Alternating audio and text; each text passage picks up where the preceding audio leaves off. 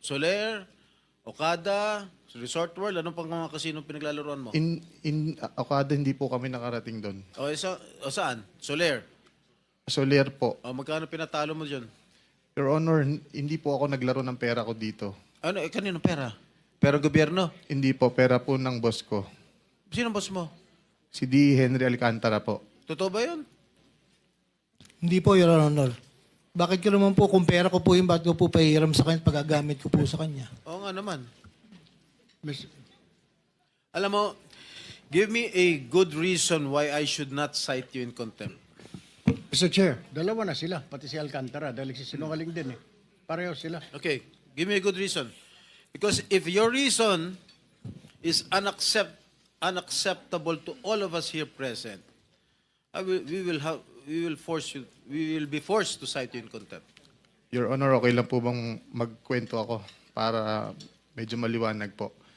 Noong dati po kasi, mga 2023, ako po, pag sinasama po ako ni Boss Henry, si Engineer JP Mendoza, si Engineer RJ Domasig, saka Engineer Justin Nuevo, pagka po pumupunta kami noon sa Resorts World, nananalo po kami.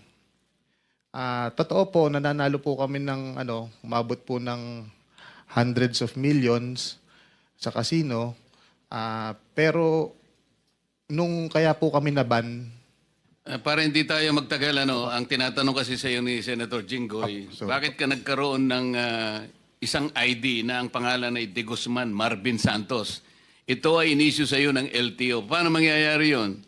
wala po kung ganyang ID, Your Honor. Basta pumunta lang po kami, sinama lang Ito po nga kami yung ni Boss. ID mo inisyu ng LTO. Sa LTO law, criminal pa ito Hawak namin yung certification ng Okada, ang registered name mo ron, membership mo, Marvin Santos de Guzman. Kaya kapag hindi ka nagsabi ng totoo ngayon, ikaw ang kauna-unahang masasite in contempt at hindi ka makakauwi sa araw na ito. Your Honor, nagsasabi. Sabihin mo na yung totoo sapagkat dito sa record namin, halimbawa, noong March 2025, Okada ito nanalo ka ng 653,500 pesos. April 1, natalo ka ng 25 million plus. May 2025, natalo ka ng 10 million. Ayun, June 2025, natalo ka ng 14,160,750. July 2025, nanalo ka ng 15,914,000. Ito recorded ito Kung hindi ka magtatapat, I will cite you in contempt. Your Honor, Kanino mo kinukuha ang mga perang ginagasta mo? Your Honor, sinasabi niyo po is Okada po. O ano po- ba yung sasabihin tama po ko? ba yun? Ito nga, record nga ito Kanino nang gagaling ang perang ginagasta mo para magkasino ka? Gumagamit ka pa ng pangalan para hindi kayo mahalata. Halata na kayo Pati si Alcantara, ito ang ginagamit niyang pangalan, Joseph Castro Villegas. LTO issued license cards. Your Honor, kahit kailan po, wala po akong lisensyang ganyan. Wala. Basta sinama lang po. Nasa sayo kung hindi mo aaminin, ngunit itong perang ipinanalo mo at ipinatalo, katakataka kung paano mo nagamit ito. Paano ka nakakataya ng ganito at nananalo ka ng ganito karaming pera? Your Honor, ang natatandaan ko lang po, napunta po ako ng Okada is umattend lang po kami ng convention. So hindi mo Naglaro, aaminin hindi po. na ikaw ay nanalo kahit na ito ay nasa record na ng Okada? Hindi ka aamin ito? Your Honor, hindi po talaga. Hindi po talaga. Hindi po totoo yan, Your Honor. Mr. Chair, can we just cite this individual Hernandez in contempt, Mr. Chair? Kasi malinaw pa sa sikat ng araw, nagsisinungaling na, may dokumento ka ba? Pwede mo magsinungaling ang LTO? Ikaw yung nagsisinungaling. Wag mong pilitin. Talagang hindi na. Sinasabi na nga namin ni Senator Jinggoy kay Chairman i-contempt ka na para wala pang tao yung kulungan namin sa ilalim.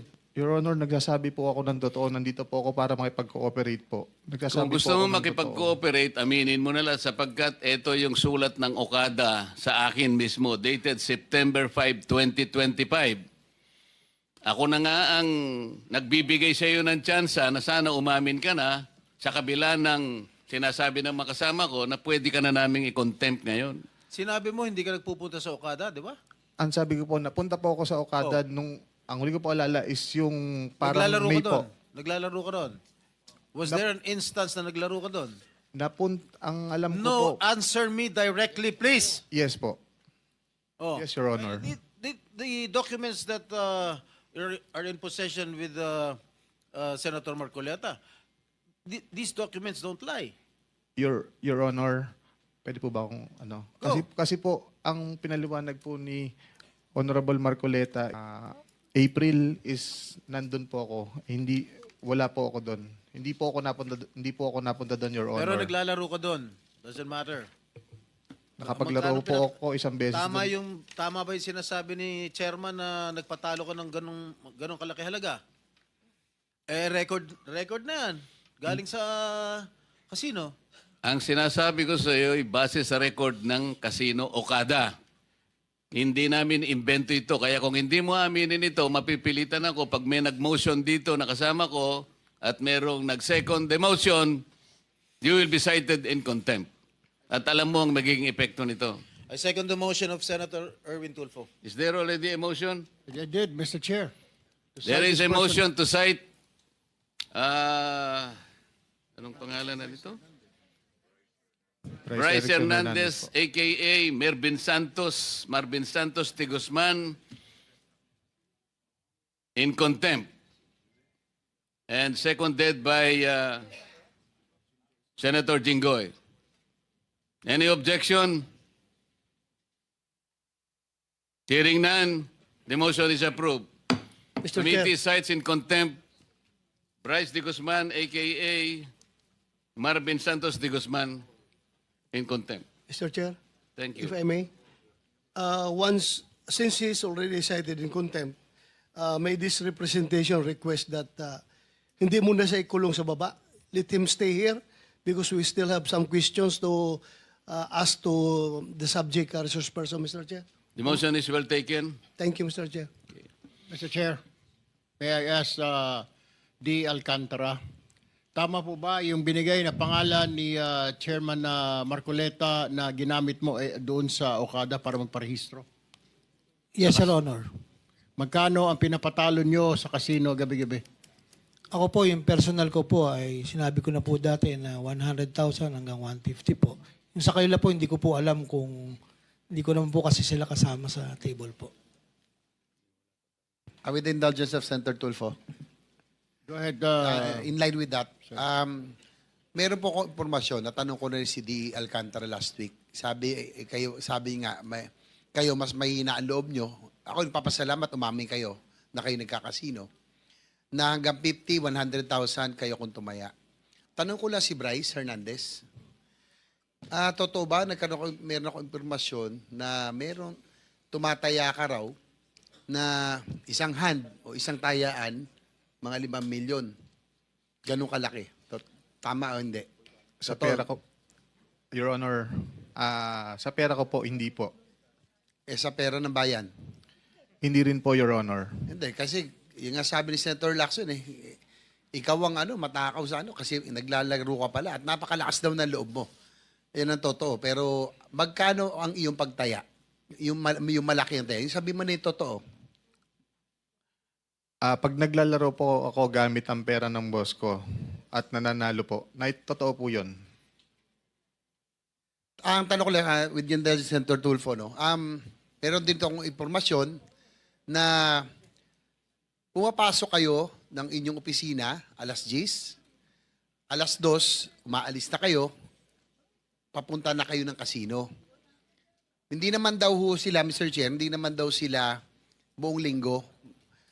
Weekdays lang sila nagkakasino. 10 a.m. to 2 p.m., nasa DTWH, 2 p.m. pataas, nagkakasino kayo. Tama ba o hindi? Your Honor, ang time po na napupunta lang ako ng casino is pag sinasama po ako ng boss, which is pagkatapos naman po ng office hours. Kagaya po ng sabi niya. Pero ang sabi ni Engineer Alcantara, minsan nagkakasama kayo, pero magkaiwalay kayo ng table ng nilalaroan. Minsan po magkahiwalay, minsan po nagkakasama rin po minsan, Your Honor. Pero ikaw ay pupunta ron na ikaw lang o talagang inaantay mo lang ang boss mo? Hindi po nangyari na pumunta ako doon ng ako lang. So parang yung opisina ninyo, DPW sa Bulacan, 10 a.m. to 2 p.m., yung 2 p.m. pataas, ang inyo pong opisina sa casino na. Tama? Your Honor, kagaya po ng nasabi ko kanina at nasabi rin po ng boss ko, after office hours po kami napupunta doon. Hindi, pero yung totoo, 2 p.m. pataas eh. Doon daw, yun ang impormasyon na karating sa amin at meron ding record ang Okada, ang Soler North dahil malapit ito sa Bulacan. Gamit yung inyong mga alias, no, pinakita na kanina. Ikaw, si DE Alcantara at si JP Mendoza. Ito si JP Mendoza, give away pa PJ, binaliktad nyo pa yung pangalan mo.